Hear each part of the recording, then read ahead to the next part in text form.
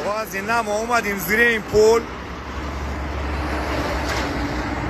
ای گفتین این کدوم پله؟ پلیه که خیلی از کمرشکنی هاواش خیلی خاطرهای خیلی بدی دارم.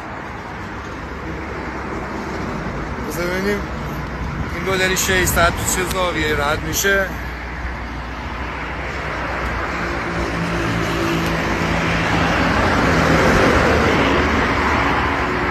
برو نترس، برو برو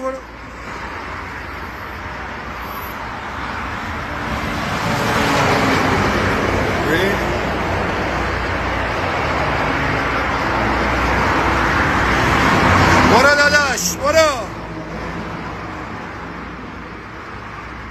آقا راحت شد خدا را شکر. البته بگم با دلاس کاشم خالی کردم